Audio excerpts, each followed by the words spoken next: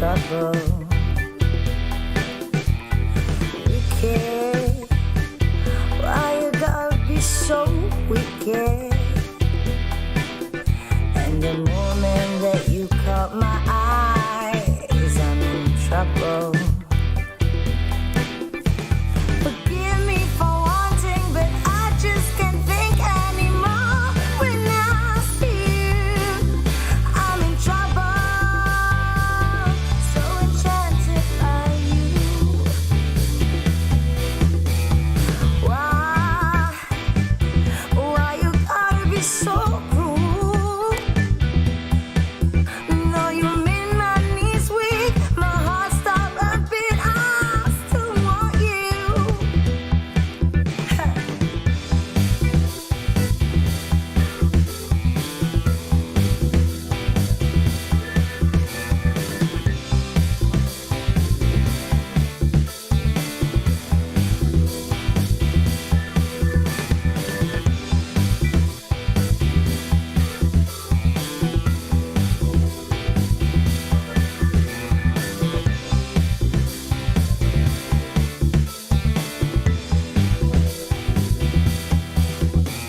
Forgive me for wanting, but I just can't think anymore.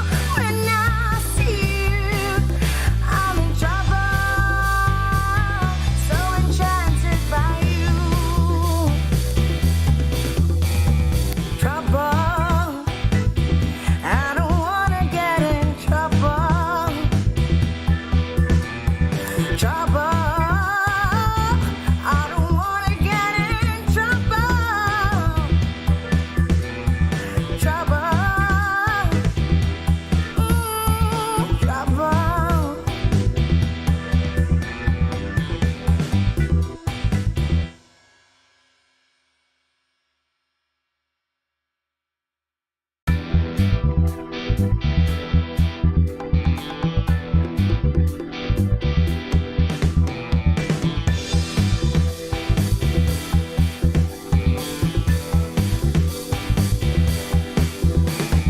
Trouble.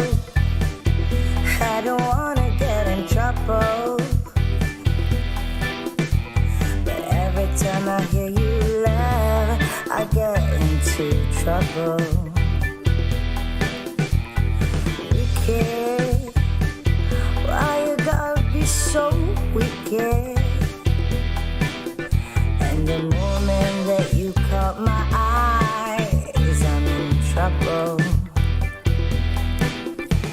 Forgive me for wanting, but I just can't think anymore. When I see you, I'm in trouble. So enchanted by you.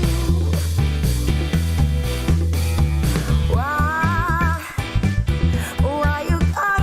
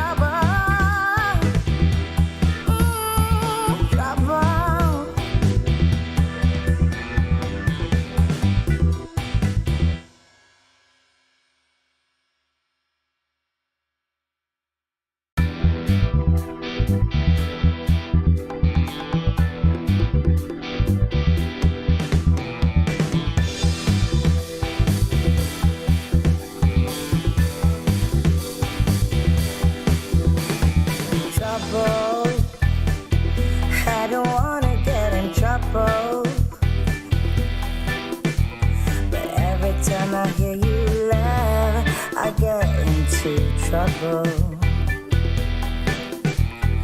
Wicked, why you gotta be so wicked? And the moment that you caught my eyes, I'm in trouble.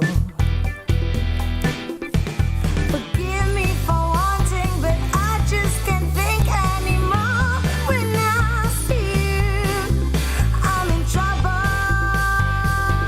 So enchanted by you. Why you gotta be so cruel? No, you made my knees weak, my heart stopped a beat. I still want you.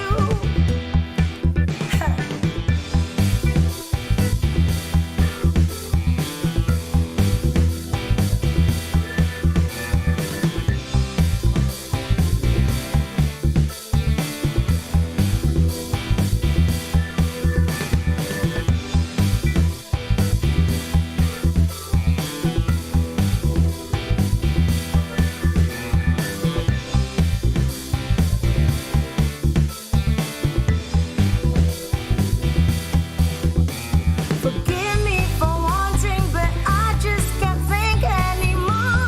When I see you, I'm in trouble. So enchanted by you. Trouble. I don't wanna get in trouble. Trouble. I don't wanna get in trouble. Trouble. Trouble.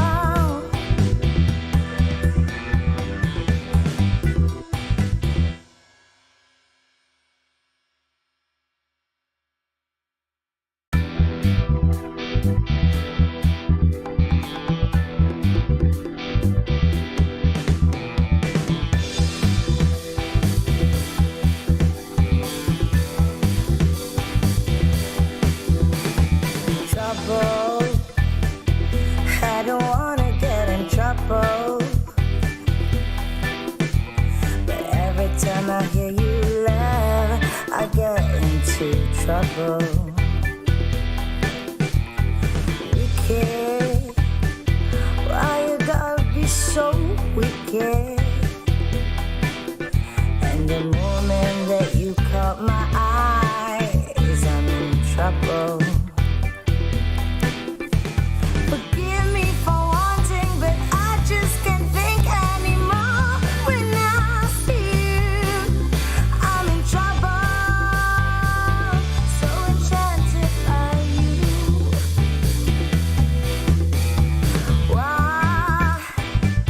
Why you gotta be so cruel? No, you made my knees weak, my heart stopped a beat. I still want you.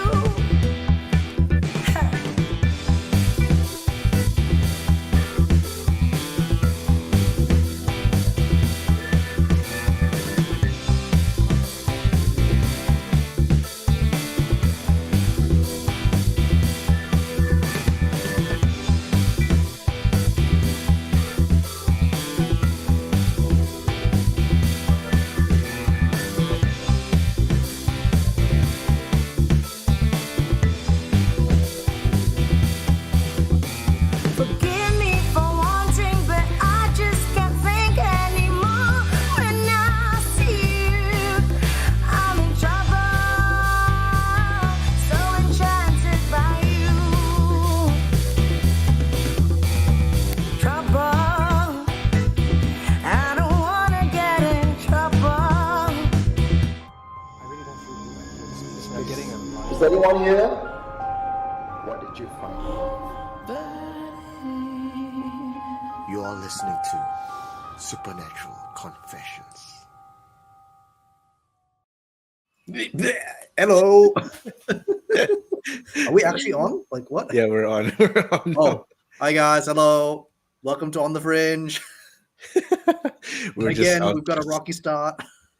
I was just counting Bill in, and I realized it's completely off. Like I was counting five, four, Is it? three. Is Wait, it no, that 2-1 far now. off? I mean, we Are we? were down by like. Okay, okay. Well, we're up, we're here, we're good, and we're going to be talking about vampires, Eastern vampires and Western vampires. And I heard mention of Twilight. Do we really want to talk about that? Is We that know something you guys Twilight. want to talk I about? mean, we know Twilight in this episode. I mean, that's the modern take on vampires, but it's not really what today's about. But before we go, let's say hi to a few people. We have Orange Freak, we have Frankie, we have Jill. Hi Jill, what's up? We have Roger Boy, we have Darth Vader. Oh shit. Darth Vader, nice.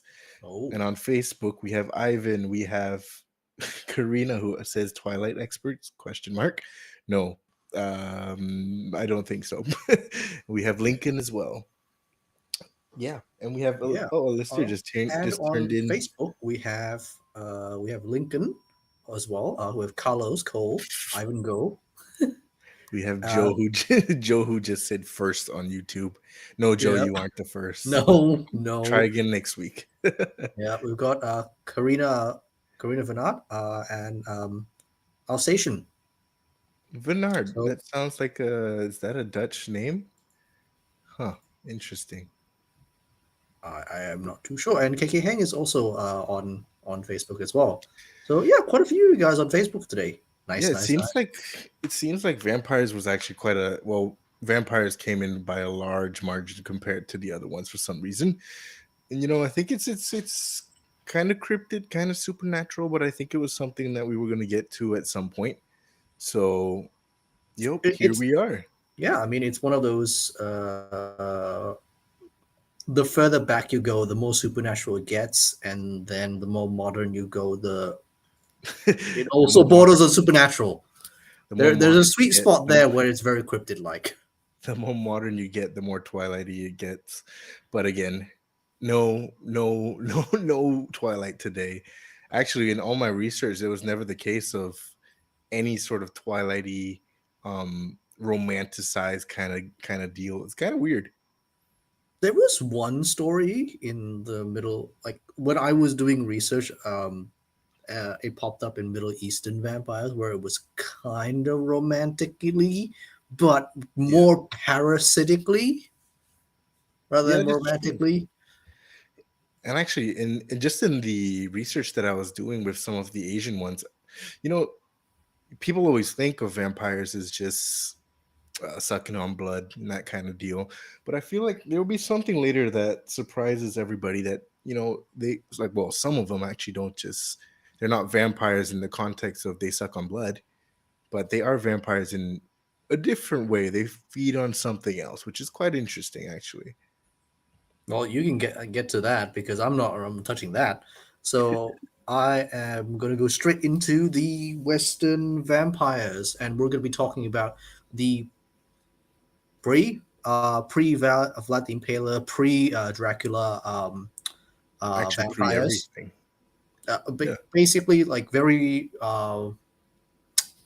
older European folkloric vampires. Things like the Strigoi, goes by many names: Strigoi, ghouls, revenants. Yeah. Even some cultures, like even mistook them as zombies at one point Yeah. because they are very very similar. Back there wasn't before Dracula and Vlad the Impaler and the romanticization of vampires. They weren't much different than any just living corpse that you might find. Yeah, I mean, the very first instance of any sort of vampire, if you go back far enough, there's actually instances of it in the Bible. So that was the very first mentioning of a vampire, and that was actually in the form of Lilith. Now, for those that don't know who Lilith is, Lilith was actually, according to some stories, it was actually the first wife of Adam. So the reason what happened between the two of them and why she was kicked out of Eden was because she didn't, well, in a nutshell, she didn't like to be subservient to Adam or to the male. and therefore she kind of left or was kicked out of Eden, and where she Mm. was said to have meet like the demon and the archangel Samuel, and then somehow she kind of became her own like over time she became her own sort of demon, and people were saying that she used to feed on the blood of newborns and a lot of sort of stuff. So Yeah, that's actually a really interesting story that we may not be able to get into on the show here tonight, but you should go and really look at the story of Lilith, because I think she is the very first instance of a feminist, which is actually crazy if you think about it, but it's actually a really good story. yeah. I mean, like, as we get into it, uh, a lot of women are very, very, very much associated with vampirism in many, many cultures. Um, but yeah, uh, early European, early medieval, even way before like early medieval, when it comes to like things like the revenants. Yeah, there is no sex distinction between like a vampire. It was literally somebody you put in the ground and they keep coming back up and they keep killing people. Yeah. That's why in some burial grounds that you might find in Europe, you'll see them like with a brick or a stone in their mouth. Sometimes they'll be staked, sometimes Yeah. they'll be chained, sometimes, yeah, like a lot of different things. Um, I mean, there's different. Sometimes they'll Yeah, be buried in a different way, like they'll be uh, buried like upside this down way instead of essentially. like upside down or in different positions. It's simply there because somebody exhumed the body because there was usually accompanied by like some sort of plague, some sort of horrible disease that was ravaging the town. They exhumed the body and they found that the body, even though it's been down there for months, is still fresh, is Yep. still good. Yeah, there are a lot of weird signs on them. I mean, in some of the vampires that we're going to get into today, each vampire has their own kind of origin story. Now, some of them say that, certain types of vampires are born from people who commit suicide. And then there's other ones who were just in life, they were like, they're just terrible people, more, more violent, and then when they die they sort of resurrect into this form of vampire. Now all this kind of differs in terms of where in Europe it's from, because you have the Romanian vampires and you have like the French vampires and you have even those in the Balkan states. So they all are similar and have their areas where they're common, but they have their own distinct kind of thing, and you'll Yeah, see along as we go, like a they, lot of they the always vampires, diverge. once you, the earlier you go, the more random it is in a weird way. Like nobody, you can't really determine a vampire whether if like somebody's bad in life.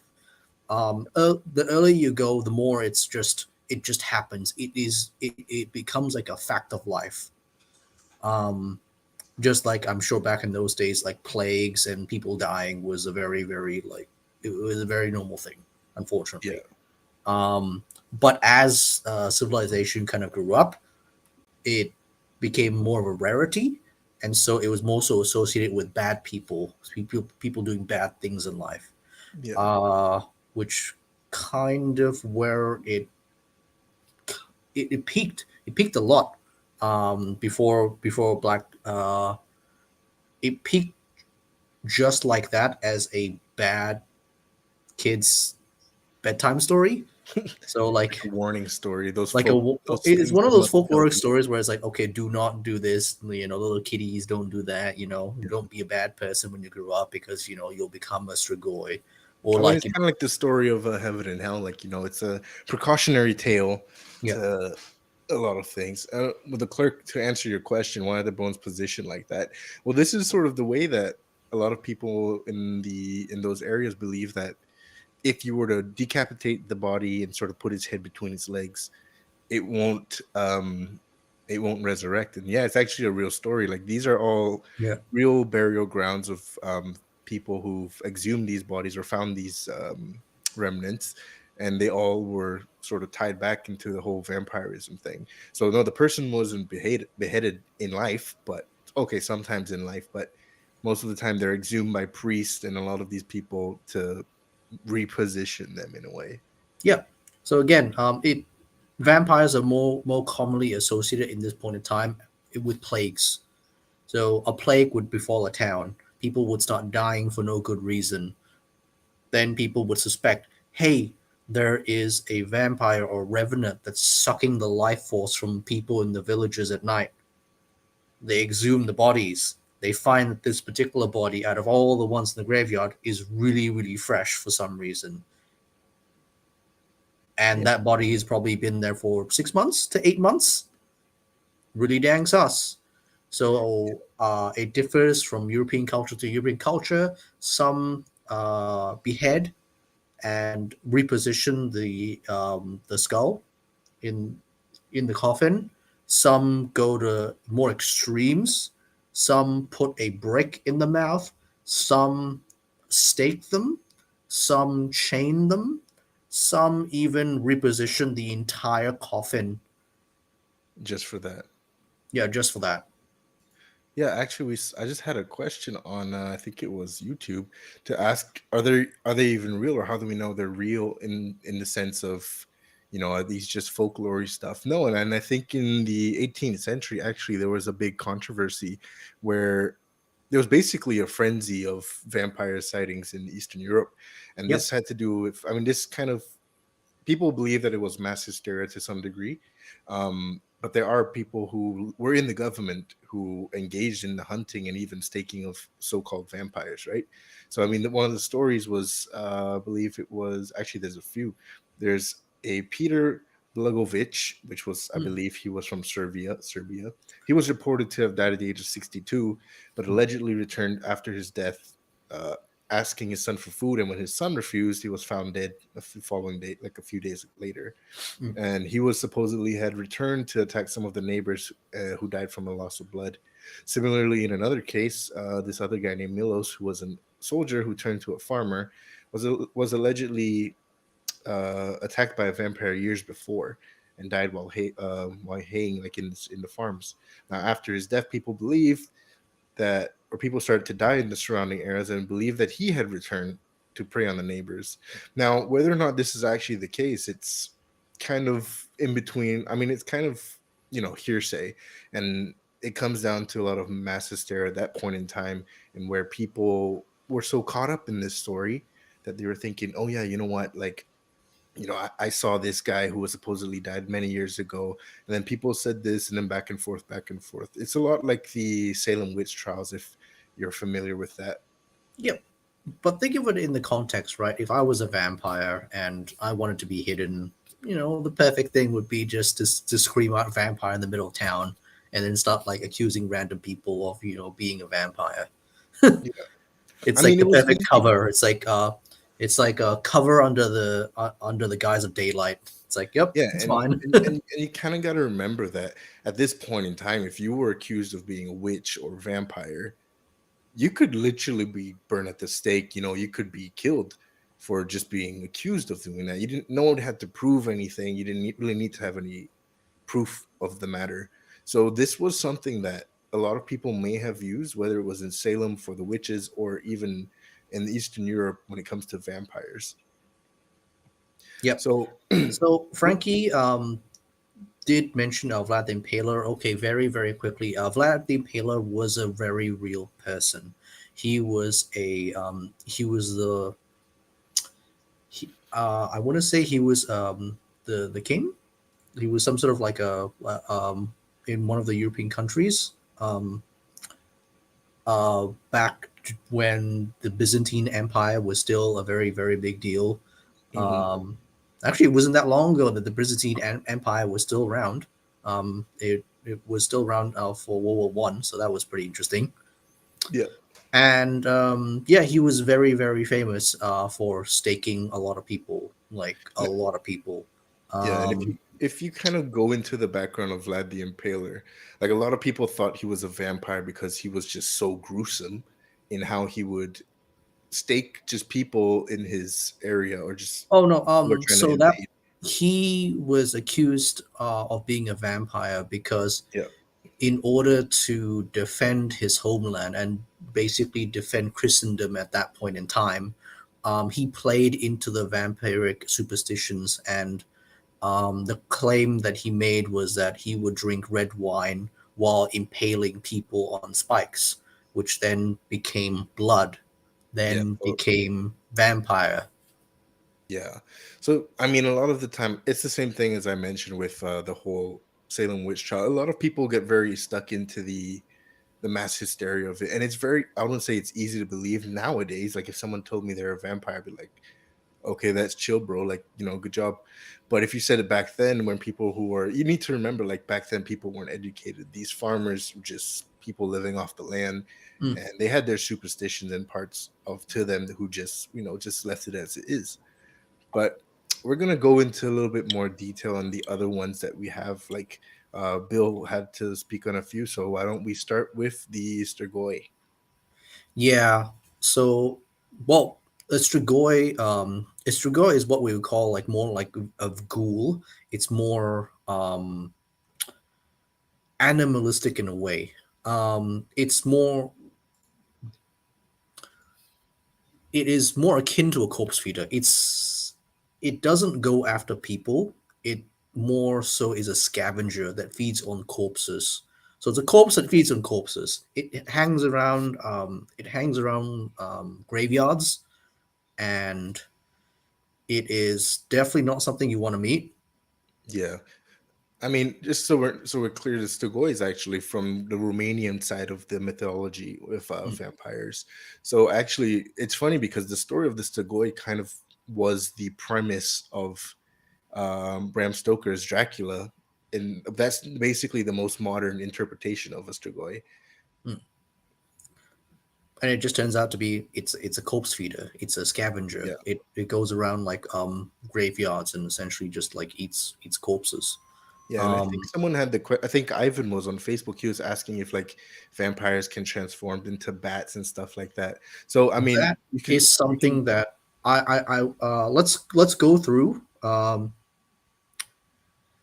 Let's go through the Western vampires first, and then I'll get into the Middle Eastern vampires because the Middle Mhm. Eastern vampires are when things get really supernatural and very very interesting. Yeah, The Western vampires are vanilla. very linked to natural plagues and diseases and ideas around death. Um, and what essentially they amount to are living corpses that feed upon the living, either life essence, either blood, which blood is very much related to life essence, or just straight up attacking people, just straight up attacking. Like some of the more zombie-like vampires in Europe, just straight up, it's a zombie. Mhm. They eat flesh. That- Yeah, it's so it's that funny because I mean, depending on where you go, like the stories of vampires, you have stuff like the Pricolici, like this, where it kind of looks like a werewolf mixed with a vampire, and this story is also similar. That it's more alike to a werewolf, but it has vampire traits.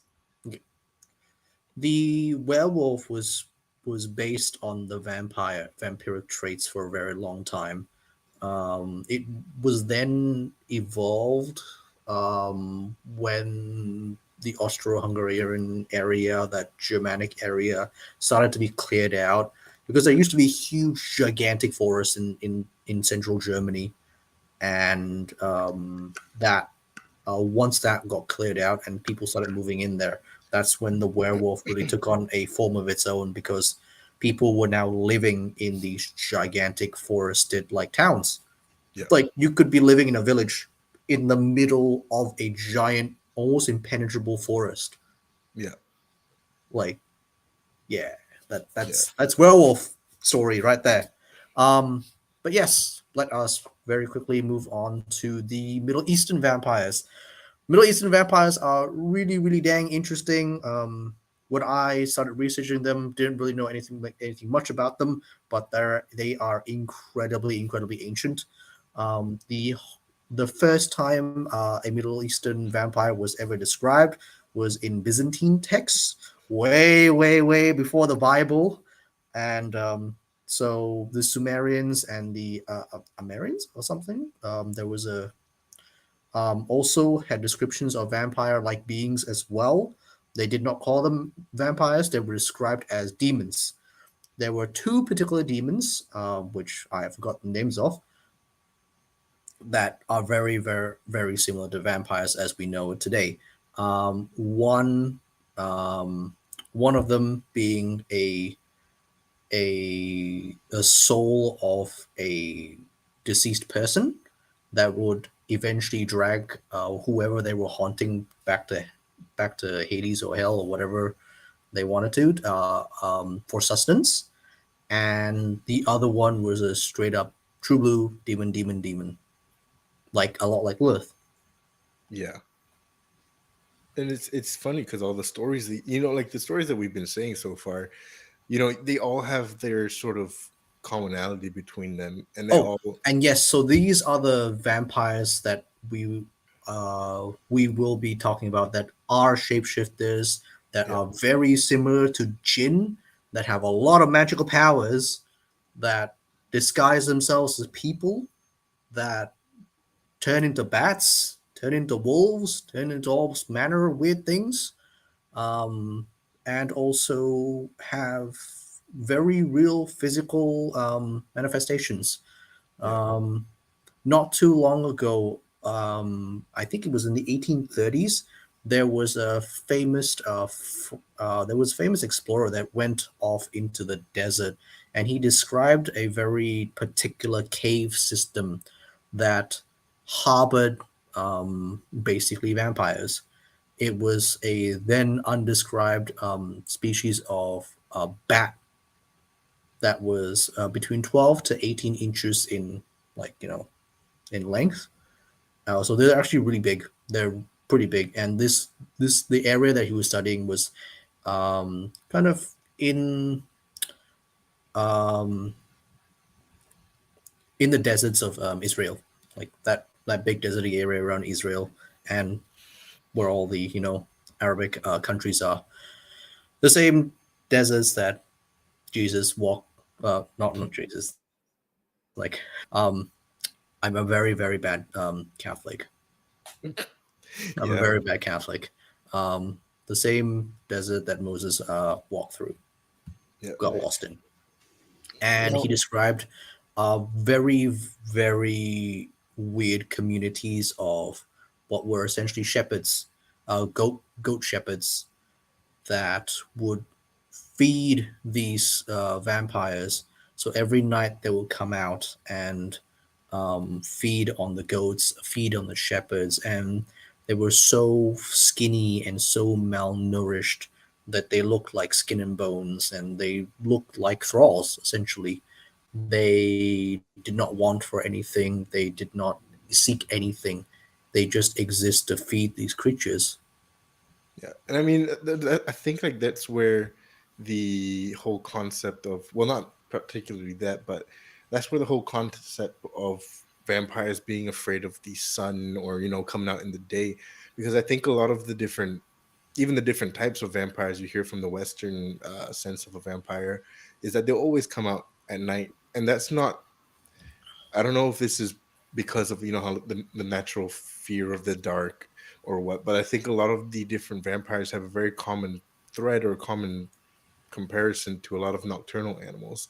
So whether it be like wolves, whether it be bats, it's, I feel like a large part of it is because people are afraid of the dark and what's there.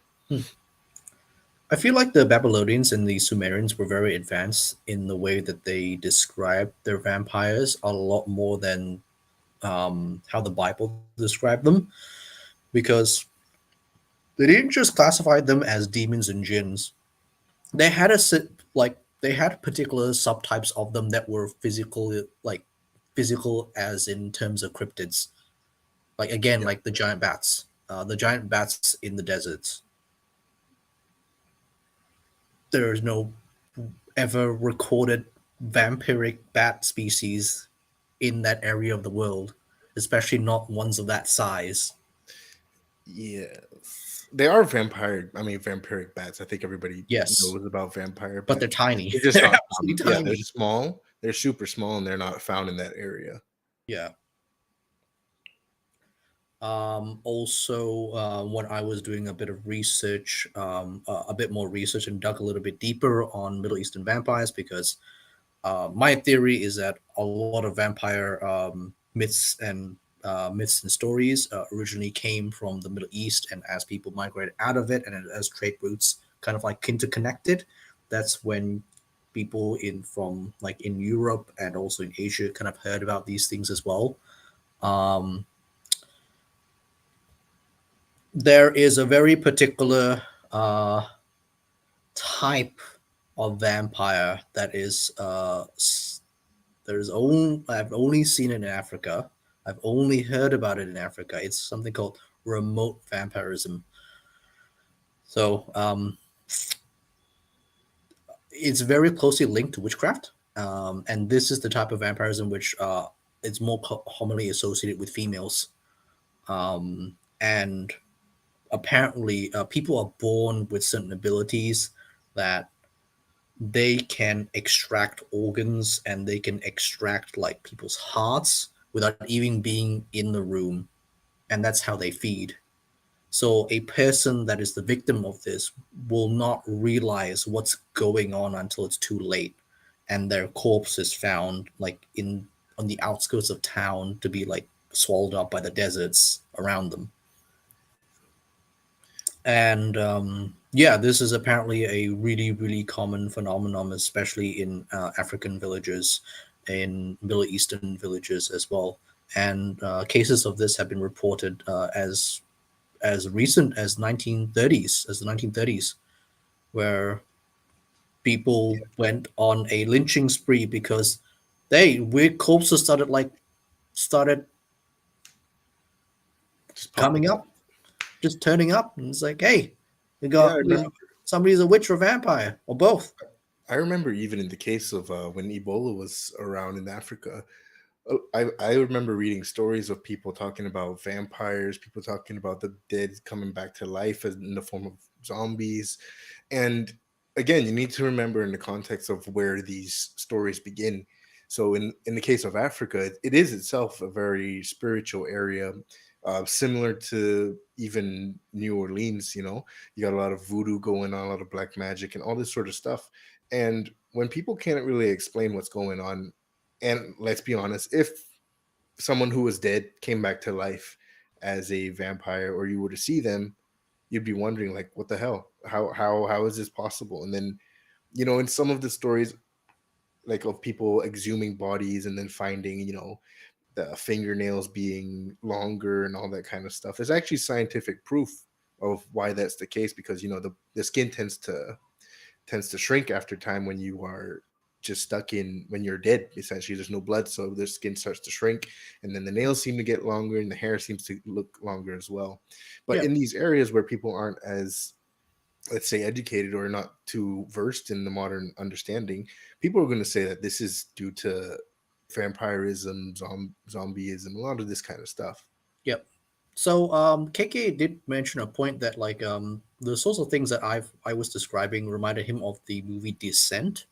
And yeah, actually, a lot of what the Babylonians and the Sumerians were describing were very much like what you might see in the movie Descent, which is Descent 1 is very good, Descent 2 is terrible. I Um, actually haven't watched this show. What is this show? Basically, a subspecies of humans living in caves. Haha, okay, okay, Mm. okay. And yes, Anna, vampires do really survive on blood, but blood is treated more like a currency rather than actual sustenance. Because Yeah. in a lot of these cultures in Africa, in the Middle East, where vampires, I suspect that's where the idea of vampires originate from. These areas are very harsh. There there are a lot of big deserts around, So in times of drought or even like turmoil and social conflict, um, blood is seen as uh, the drops of life. Yeah. And actually, I mean, like I said, I'll get into it a little bit later, but not all vampires survive on blood, but in the context of the Western world, yeah, it's basically what they would thrive on and survive on a lot of the time. Now, I think, do you have any more for the Western ones or Middle Eastern ones? Um, Middle Eastern, I feel like, I just want to say, if I was back in the day, like, back in the 17th, 18th century, yo, it'd be easy to get away with murder. Like, it'd be so easy to just say, like, oh, yo, I killed it because it was a vampire, or, oh, that person was a witch and therefore I killed it. I feel like you could get away with it yeah, so but then you'd be easy. accused of actually being a witch yourself. Like, how could a normal man kill a vampire? That kind of thing. Dude, I'd be Van Helsing, man. That No, was you just wouldn't my be. job. You'd be like, the church would like flay you alive to try and like get the answer out of you. I mean, dude, and then I'll just stick to How my did you story. do I it? feel Tell us. I feel like they're so believable. They're so gullible back then. I could just be I could be like Wesley Snipes, just going around slashing things in the head, saying that was a vampire, that was a You keep vampire, forgetting that the that church was is a still witch. around, and they will just go like, okay, we'll put I mean you. back, back then people were. I feel like people were so gullible. It was easy. You could just get away with legit murder. Maybe, maybe not. I see it differently. I see it very differently. um, Yeah. so one other thing that clearly defines Middle Eastern vampires rather than Western vampires, or what was described as Middle Eastern in Middle Eastern texts, is that vampires, Middle Eastern vampires, are mostly described as female or taking the form of of women, and they can go in churches and they can Okay. pray. They can even request healing from Yeah. places of worship. Yeah, I mean, I think there are a few different kinds of vampires that I read as well. That there are ways to sort of, let's say, cure them of their vampirism, right? Oh no, no, no, no! This is not Oh, a cure or not a cure. anything. It is not a cure in the Middle Eastern and especially in the Jewish context. This is not a cure. It's the fact that they just can go into these places of holy worship, and there is Ah, not much we can do about it. It is just they just go around and take people as and when they please. It is not like a good and evil thing. It is a natural predation of man. right. Well, yeah, I guess if you kind of forward in time and you think about it as vampirism, well, it kind of makes sense. It kind of makes sense in the context of what it is. But yeah, and what I was saying, like some The of the clerks, examples, the clerk says furries can be cured. yeah. I will say that they can be cured. I mean, to cure vampirism, depending on the type, some people, even in the early days, it was as easy as giving them bread with salt. And I think that was like probably the Byzantine, like that very early Byzantine. And there are different kinds of ways, like, if you pray for them and a lot of this kind of stuff. Now, that just sounds to me like it's a way to bring them back to the church, especially because the church back then was basically the power, was the It just sounds easiest. to me that they're sick, and you just give them salt, which is Yeah. kind of a I mean, natural, it's kind of crazy. Yeah, so I mean, we've spoken on the Western side of things, and you can see that a lot of the time it doesn't sound as supernatural per se. It Oh no, no, sounds a no! bit. Like I think the Middle Eastern vampires are very, very supernatural, and there is Mhm. one very, very direct link between Middle Eastern vampires and Western vampires, Okay. because the Romans had their own version of a vampire, which was inspired by the Middle Eastern vampires because of very direct trade between the Byzantines and the Romans, Okay. between the Persians and the Romans, um, which is the Lamian, Okay. which is a half snake, half woman, lady person thing that Mhm. feeds on the blood and essence of men. Feeds on babies as well. Yeah. It, So that is a very, very direct link Lamans. between okay, the story of the vampires and what they are slowly evolving as they are moved via trade. Yeah, and I think that's interesting that you mentioned because okay, you know what? I'm gonna save it for after that because just note to let's put a pin in that because I do want to come back to that because I want to speak on that.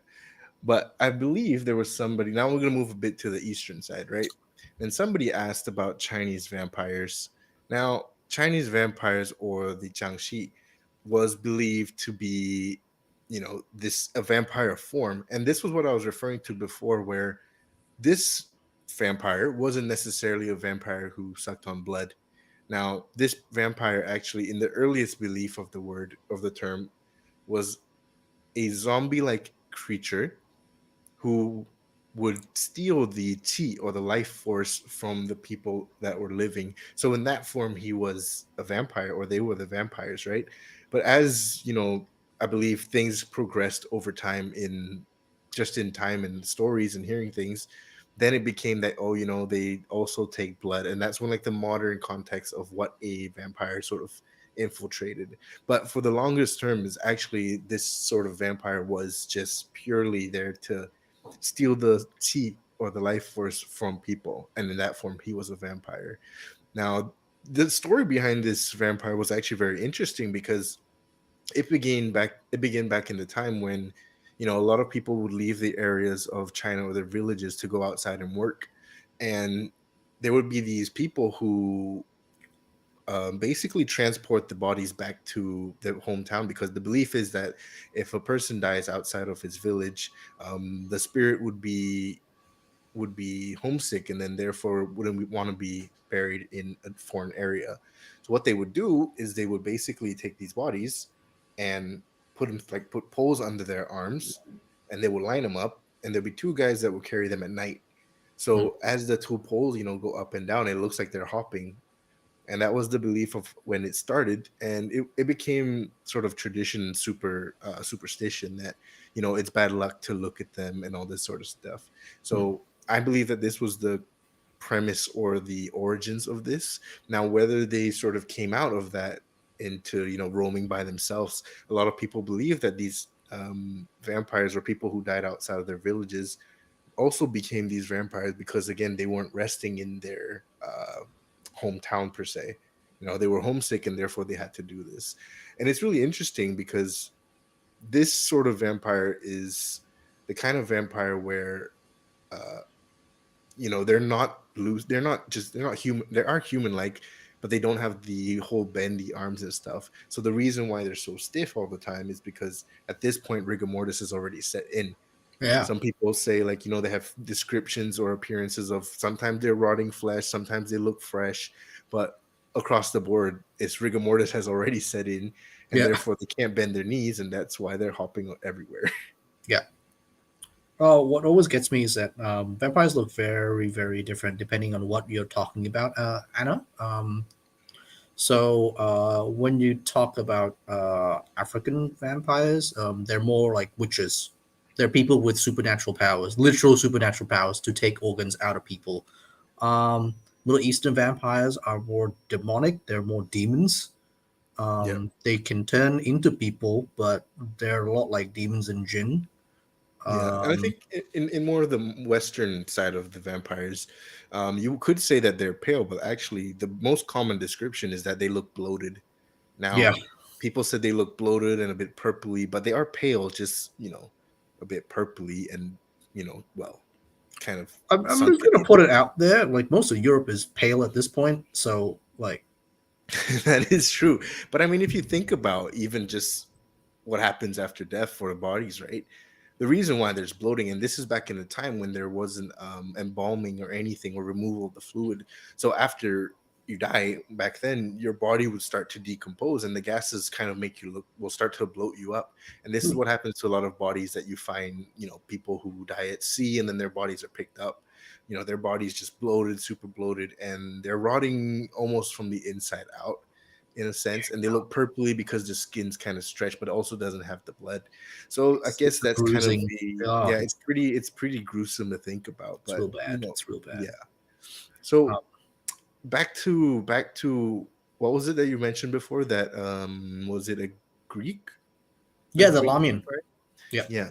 So when you were describing that, the funny thing that I was thinking of, it actually reminds me of a very Asian vampire, and I think it's one of the most common vampires that we know of in our culture and in Southeast Asia as well. But I'm going to start because I found this really interesting that actually in Japan, now this is called the Nuku Kubi.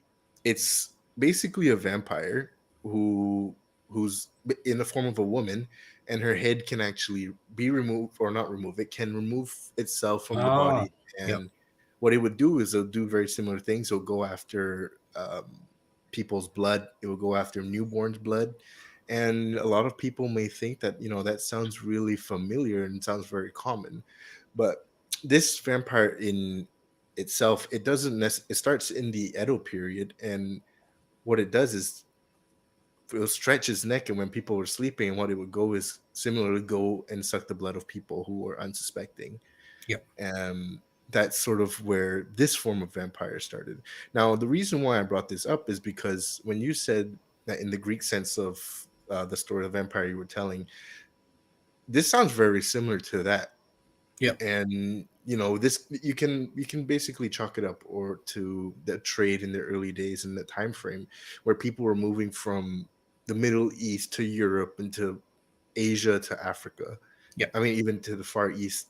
And I guess a lot of these stories along the way, they get retold and retold to sort of fit that culture in itself. Oh yeah, oh yeah, and don't forget, so Japanese folklore in terms of yoga, Yeah. it's really fucked up. It's really Yeah, fucked up. if you go into the yokai, there's so many different kinds of yokai. Yeah, and most of them are not mundane, and they Yeah. they kind of feed on blood a lot.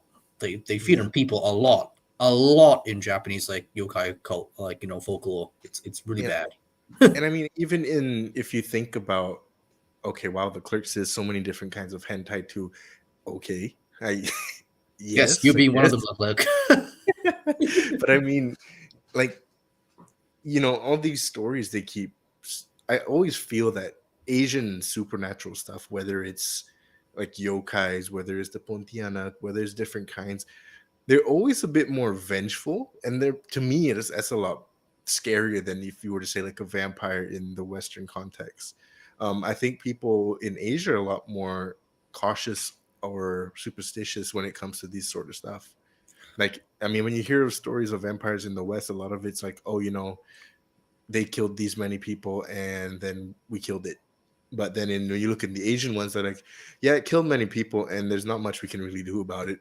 Like, It's more so like it's a reflection of what is happening that they can't explain, I feel like. yeah, yeah, So a lot of like Western vampires are based around the idea of plagues and disease.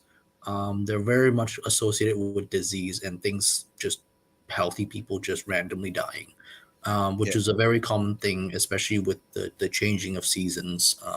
Hmm. Diseases come and go with the rise and fall of temperatures, as we know.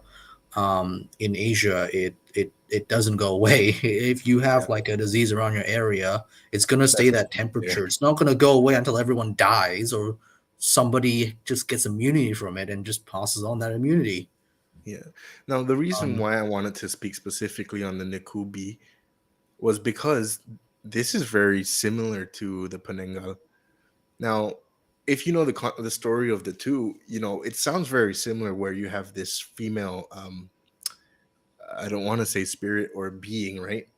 Where they have this supernatural ability to stretch their heads or separate their heads from their body, and then that head sort of goes around taking the blood of whether it's being an adult or whether hmm, it's a kid or just infants or stuff in the wombs of females. Now, it's very interesting because you can see that this similarity in an Asian context of what a vampire is. Like, you don't have this whole like super suave kind of guy who goes around and charms women who then like lets them drink their blood. No, this in the Asian context, it's very different in the sense that they are there for vengeance, or they are there for purely vengeance reasons. hmm. Um, I think that's a very common theme, especially with the earlier renditions of vampirism and what vampires are. Mm, Western vampires have taken on a lot more of a popularized like pop culture context yeah, because of famous authors, famous books, famous TV shows, and whatnot. Whereas the Penangal has kind of always still been on the fringes. yeah, Hey, there you go. Um, and same thing with Middle Eastern vampires and African vampires as well. In fact, like Middle Eastern and African vampires are actually really damn they're fucked up. They're really fucked up, and they're really they don't take no for an answer. They're really not fun. yeah. Um, Another difference that, well, I kind of found between at least the Penangal, the Nakubi versus like a lot of the Western ones.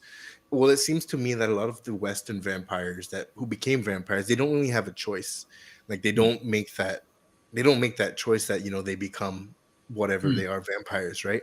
But in the context of Asian vampires, or at least for the Nakubi, the Penangal, they had that choice. They are people who were into the black or the occult, the black yeah, magic scene, and they, I guess, to some degree, who to get power, they turned themselves into these beings. Now, for the Penangal, I think a lot of people know. I think we kind of spoke of it on Friday nights or No Yo Hantu, right? That to become one, a woman must like meditate during a ritual, bathing in vinegar, and her whole body is submerged in it except for the head.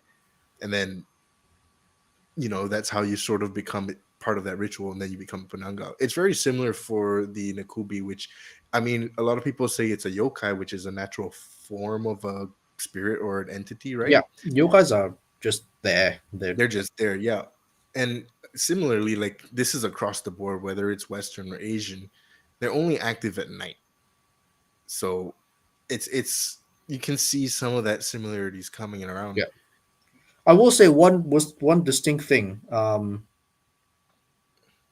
about Jewish vampires that I found is that they're Mhm. active specifically in the dark, not Yeah. at night, just in the dark. Mm, I don't know if it's like a weird mistranslation of right. ancient Hebrew, but they specifically mention just in the dark, and I find that very creepy because it's like, a electricity and lighting was not a big deal back in those days, so Yeah. you know, it could be one of the predecessors of how vampires sometimes you need to invite them into your home for them to actually go in. I was like I remember, what was it? I think it was in Dracula, the early ones, a vampire, or at least in stories, they can only come into your house if you were to invite them in. Yep, yep. So I think this would be the precursor to that, because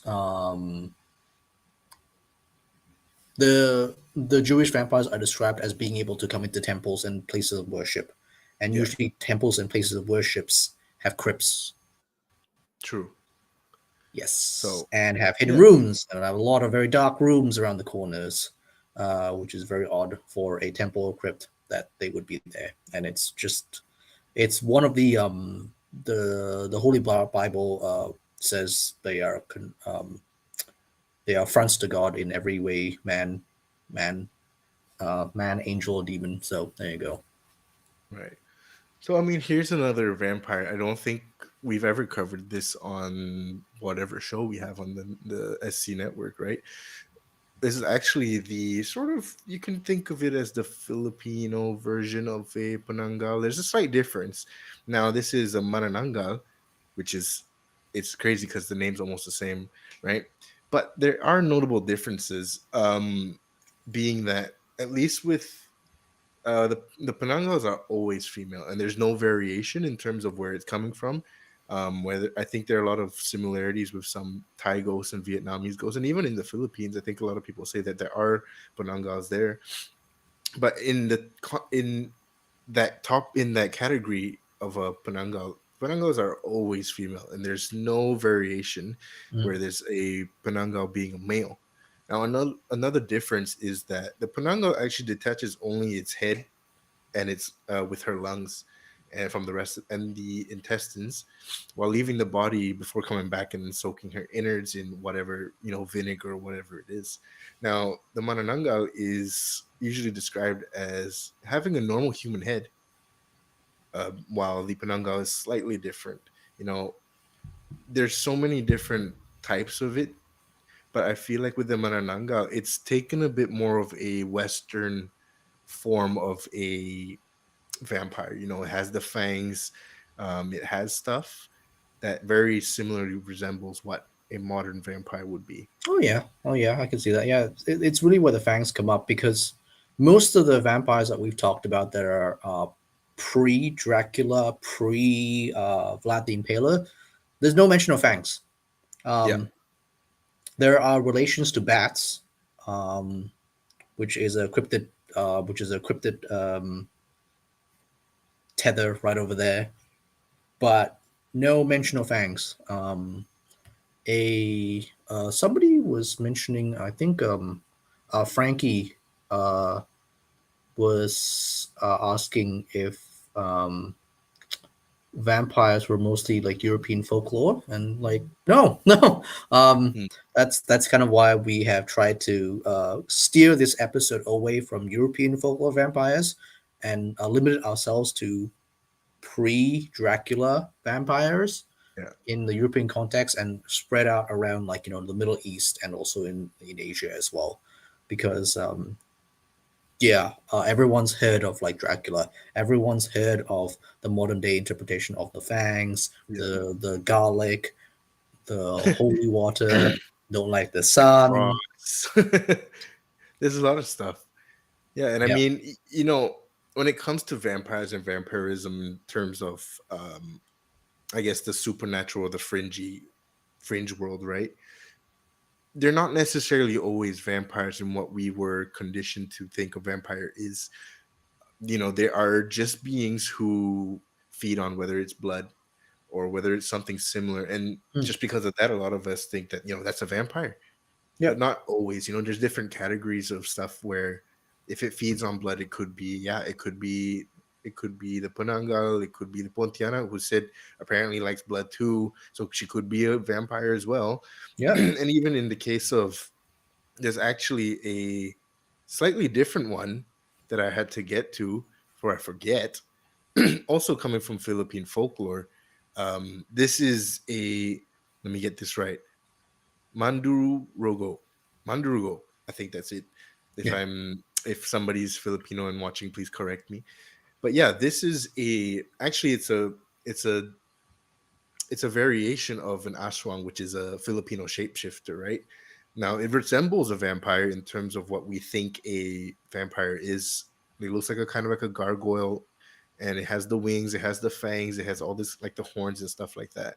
Now mm, these are usually young, beautiful women in the day, but then at night they develop the wings, the long, sharp tongue, and the teeth, and they use that to make either they make cuts in the man's neck or prick the inside of his mouth while kissing him to obtain blood. Now the story is very popular in the Philippines, and they have many variations. So sometimes these entities marry unsuspecting men to prey upon them, or just have one select one husband and then use them as a cover for drinking the blood of everybody else around the village. yeah. Yeah, and I think there's a reason for, especially within the Philippines, why a lot of the uh, whether the spirits are very connected to the Western side, and you need to remember that's because of the Roman Church.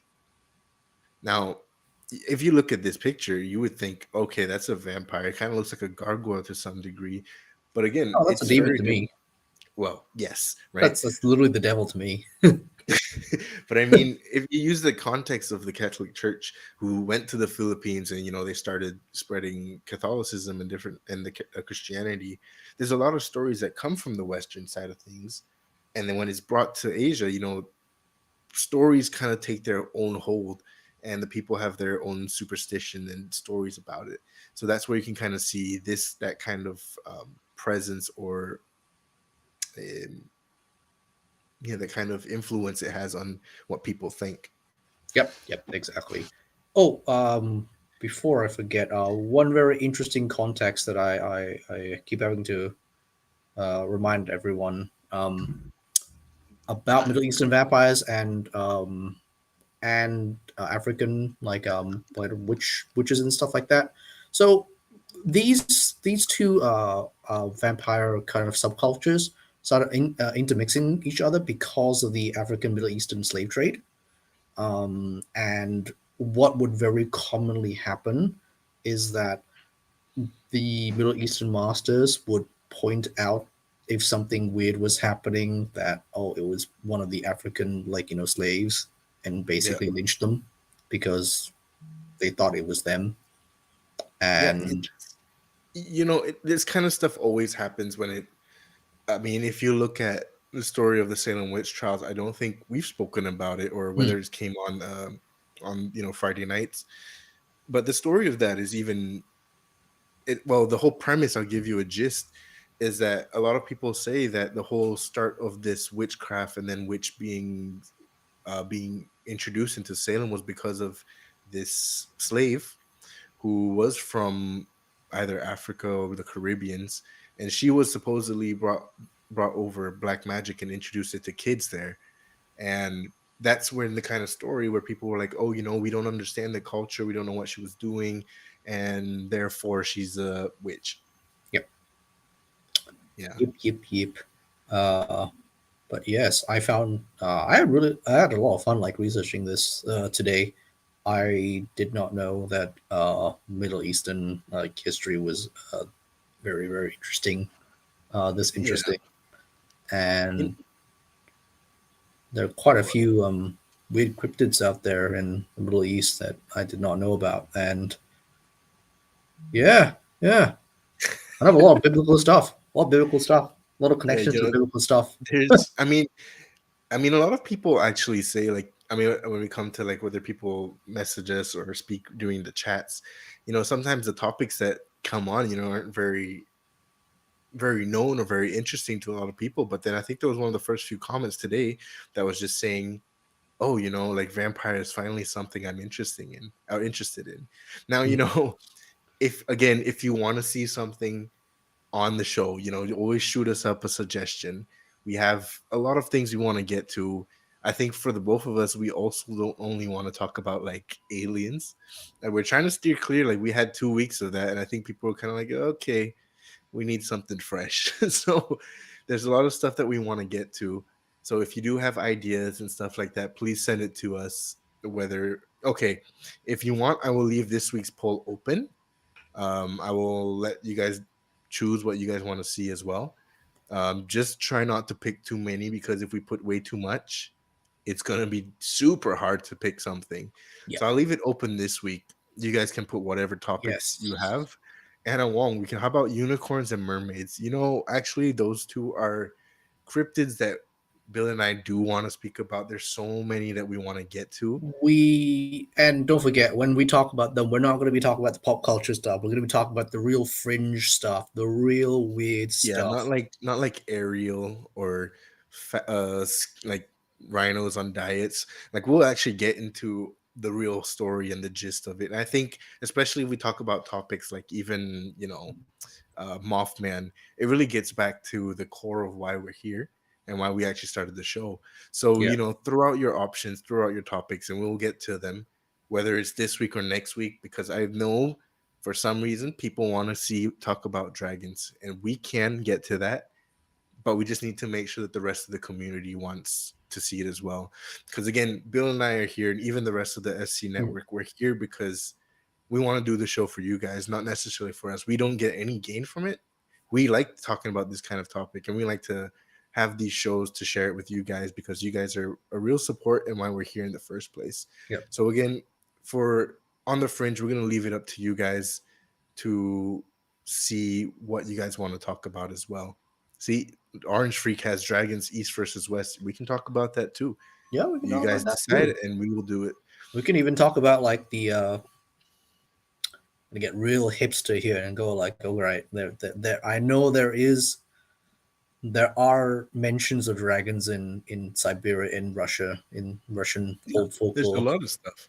I mean, Yeah. I think for Bill and I, we like doing the research. We like looking into the stories and the stories and what they are to share it with you guys as well. So let us know. Well, let us. I'll put up the poll probably tomorrow, and I won't put any of our topics before. You guys pick the topics next week fully, and you guys can put in whatever you want, and then we'll see where it goes next week. Yes, we'll But we'll hopefully do dragons next week. yeah, But a lot of people want Orange dragons Freak, for some reason. But yeah, like we'll what's get to going that. on? What's going on? Everyone's like, Everyone's like, yeah, nobody wants to talk about dragons. I'm like here, like hoping dragons comes up because that's like a childhood thing, like you want to talk about and research, right? But nobody chooses it. So again, next week, be the first, and then get it up there so we can talk about it. Or if nobody wants it, choose something else. We can always get there. But it's 11 o'clock. We both have a days tomorrow. You will see me on Friday, so tune in to Friday nights. yep. I will be there. They'll be Unfor- busy doing some. I think I don't want to say Dungeons and Dragon thing. No, I am actually Oh, playing Vampire the Masquerade on Friday. well, he's doing that, so you will see me there on Friday night. So tune in then, and we'll be there. I actually have a story to share on Friday that actually happened to me recently. So when you're on the stream, just remind me and I'll get to it. That's a good story. All Yeah. right, Bill, sign us out. All right. Thank you very much, ladies and gentlemen, and Gentlemen. furry lovers out there. The clerk says, come on. And don't forget, the truth is always out there. Stay on the fringes. Bro, that's my line. But okay, again, thanks for tuning in. We have a lot of support from you guys, and we're always here, and we're only here because you guys are there to support us every week. So catch me on Friday with the rest of the gang on SC Network. And until next time, guys, stay on the fringes. What did you find? You are listening to Supernatural Confessions.